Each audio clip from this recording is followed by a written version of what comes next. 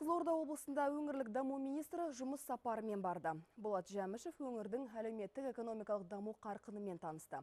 Мемлекеттік бағдарламалар аясында жасалып жатқан жұмыстарды көріп, бірқатар әлеуметтік нысандарды аралады. Өңірлік даму министрі алдымен облыстық мекемелер үйінің жаңа ғимаратына бас сұқты. 26 мемлекеттік мекеме жайғасатын нысан жуырда пайдалануға беріледі. Мұнда салалық шұғыл қимылдау және басқару орталығы ашылмақ. Ведомство басшысы сондай-ақ қаңқасы қаланып 5 жыл қозғаусыз тұрып, құрылысына енді жан біткен ана мен бала орталығына да барды. Заманауи құрылғылармен жабдықталатын 200 орындық емдеу мекемесі жақын арада ашылады деп күтілуде. Құрсақшылық ақаумен туылатын балдардың саны азаймай отыр. Осы пренатальник диагностика жұмысын біз өз деңгейінде жасауымыз керек. Сондықтан мынау бірінші рет генетикалық орталық осы перинатал орталығында ашуын болжамдап отырмыз.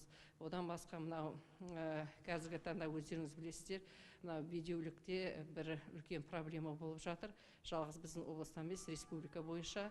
Сондықтан осындай орталықты пайдаланып, біз осы жасанды ұрықтандыру орталығы, эко орталығында ашуға жоспарлап отырмыз. Болат Жәмішев аймақтың даму динамикасы мен өңірде асырылатын тың жобалармен бірқатар мәселелер талқыланған жиынға қатысты. Облыс әкімі Қырымбек Көшербаев ауыл аймақты дамыту бағытындағы игі жоспарларымен бөлісті. Біз өлкемізді дамытуда Байқоңырды экономикалық трекке айналдыруды жоспарлаудамыз. Экспо 2017 көрмесінің негізгі нысаны саналатын жұлдызды қалашықтың айналасындағы Ақай Төретам ауылдарын бірге дамытуымыз қажет. Біз Ресей елімен бірігіп жол картасын әзірледік. Сондай-ақ Қамбаш көлі мен Қорқыт ата мемориалы да өңірдің экономикалық және рухани жобалары санатында. Өңірлік даму министрі облыстың жалпы ахуалын саралай келе аймақта барлық салада тұрақты өсім бар екендігін айтты. Сондай-ақ тұрғын үй жаңғырту бағдарламасын жүзеге асыру барысындағы бірқатар кемшіліктерге де тоқталды.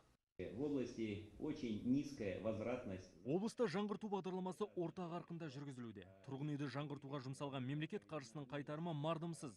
Бұл халыққа түпкілікті түсіндіру жұмыстар өз деңгейінде жүргізілмеген дегенді білдіреді. Мақсат құрылысшылар келді, жөндеді, ақша негерді, жөніне кетті емес. Жаңғырту деген үйдің тек қасбетін әрлеу емес, жылу, жарық, су бүкіл инженерлік жүйелерді қалпына келтіру деген сөз. Жиында Сырдария арнасын реттеу және Арал теңізін сақтау жобасының екінші фазасын іске асыру жайы да қаралды. Сондай-ақ Қызылорда қаласының су жүйесін жаңғырту мәселесі талқыланды. Қамбар Бекенов, Қанат Еңсебаев, Руслан Айтмамбетов, Қызылорда.